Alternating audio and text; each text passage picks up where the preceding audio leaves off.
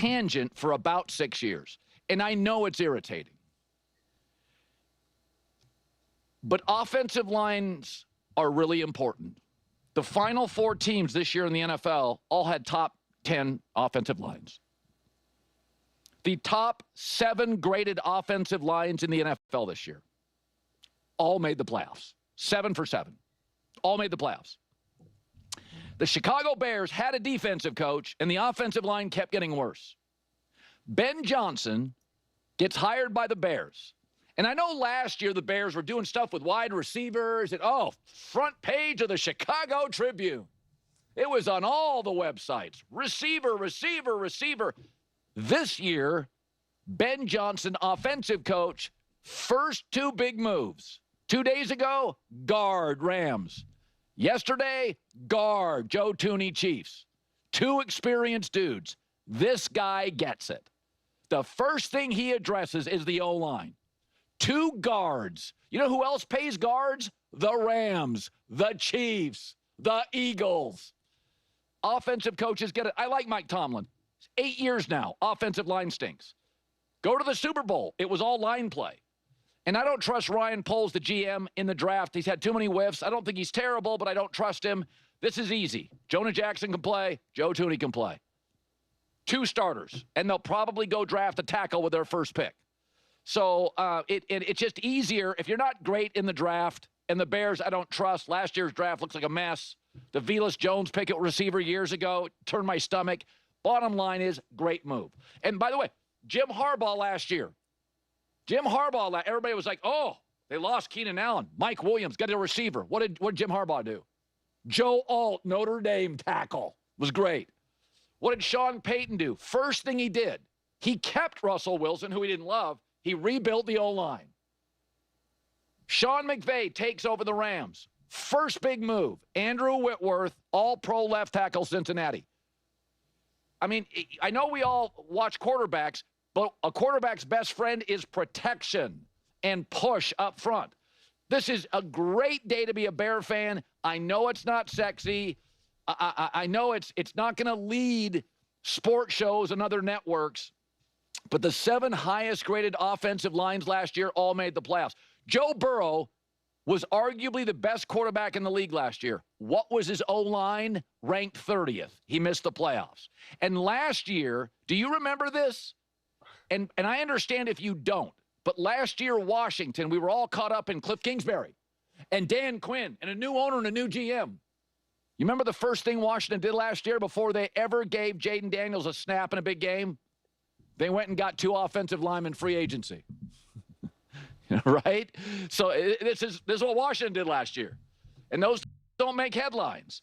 But the last couple of days, this is what offensive coaches do. Yeah. I disagree. I think this does make headlines because people are understanding the importance of the O-line.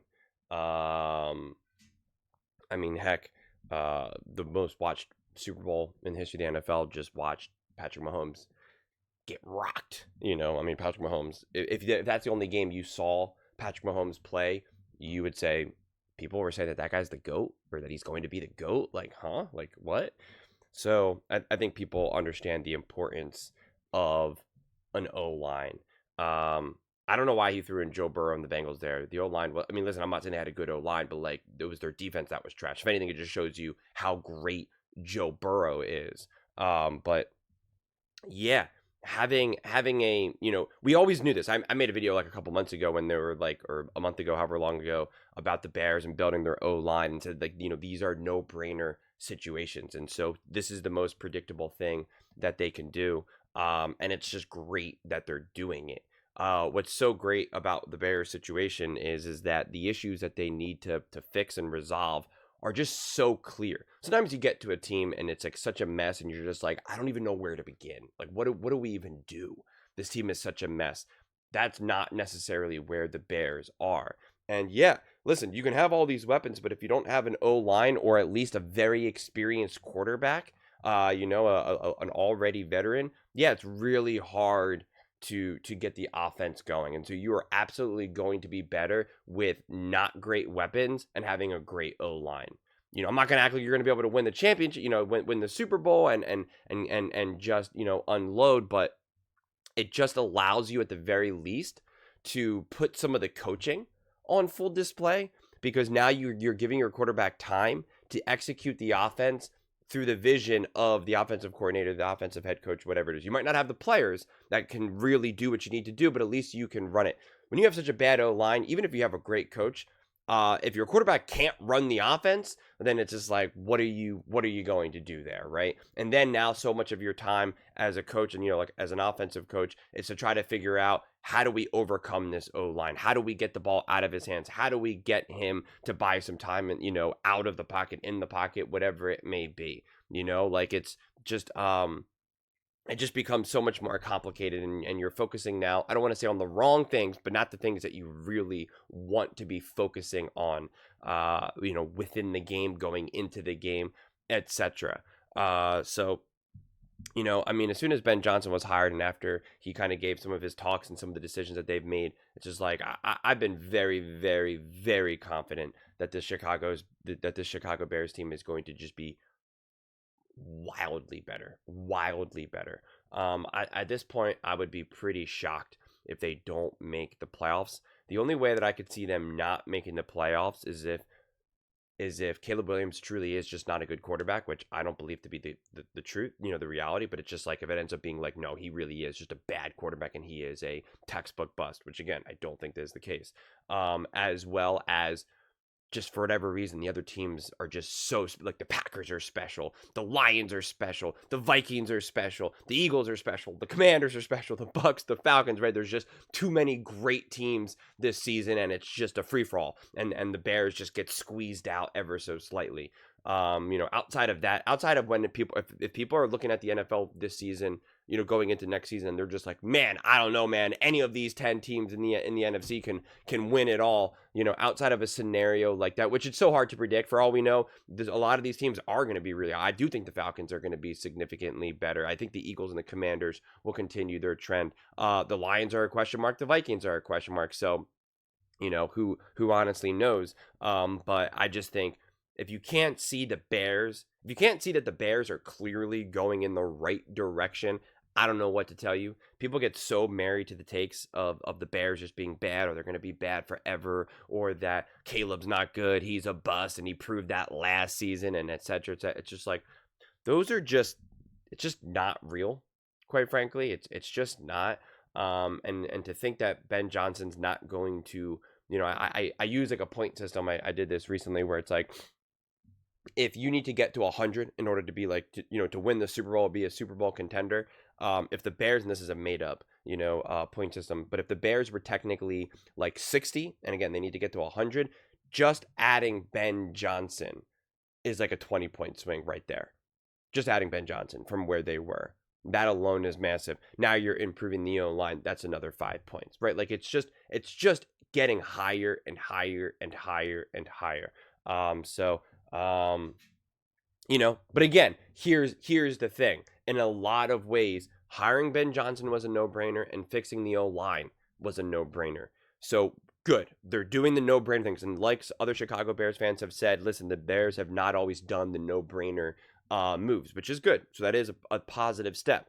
But now you got to start to see them doing the other non-no-brainer decisions, right? What are those decisions that not a lot of people see coming? The ones where they were like, I don't know, is this going to work? Whoa, that really worked. Wow, that ended up being a great move. We constantly see that with the teams that win, the Kansas City Chiefs, the Eagles, the Rams, etc. There's always moves that are clearly the obvious, where it's just like, man, of course they did that because they're a well-run team. And then there's the other moves where you're like, I don't know, is this going to work? How is this going to unfold for them? And then it ends up being a massive deal, and you're just like, oh, okay, that was a brilliant decision. So you got to be able to get the layups, and you also got to be able to do the ones that are just not so clear. Because if it was always clear and always very easy and obvious, well, then like anyone can do the job, and everybody would just be great. And we know that's obviously not the case. So the Bears continue to be a top team that I keep looking out for to see what other decisions that they're making. But they're making the foundational moves, getting the coach, getting the O-line. Obviously going to work to continue to develop the quarterback. They already have some of the weapons. again, figuring out how to get a more consistent, reliable run game, whether it be because of play calling, game planning, etc., or O-line. And yeah, I'm excited. To me, the other question mark will be the defense, which I've talked about as well in the past, just because that defense was so much, really was Eberflus's, and it was great. It was a great defense. That is the one thing that he did really well. When he left, that defense was just not the same. To me, that's the one thing that I also kind of want to see move forward. Colin says, the best friend for a young quarterback is an O-line. Yes, I would say O-line and defense at this point. I used to say O-line and maybe like a tight end, because I do firmly believe in quarterbacks developing a relationship with their tight end over anyone. But the truth is, you can make the argument that it's the O-line. It's the running back being able to just hand the ball off and get 5, 6, 7 yards. Having a defense that's going to hold the opposing team to like 14 points, 18 points, an extra possession, great field position. So, depending on the day, when you ask me, like, what's the most important thing for a quarterback or a young quarterback, it's like, it could be anything. O-line will without a doubt be number one, but I kind of float around whether I think it's like the run game or the tight end or the defense. It's definitely not a wide receiver though. That's a luxury. Don't get me wrong. It's great to have wide receivers, great to have big splash plays, great to be able to throw the ball 45 yards down the field, but it's not always the most important thing. But those are just my thoughts. I'd absolutely love to hear yours. What do you guys all think about the Chicago Bears and the steps that they're making to move forward? Let me know in the comments below. I read every single comment. So whether you agree with me or disagree with me, either way, let's get in some discussions. Let's get in some fights, but ultimately, let's just have some fun. And please do consider subscribing. We're building an amazing community here, and I absolutely love to see you part of it. I want to build something that we all genuinely feel connected to. Something that we're really excited to be part of. I think we're well on our way to doing it. Please don't forget to give this video a thumbs up, as it really does help with the visibility and the algorithm. Thank you so much. See you next time.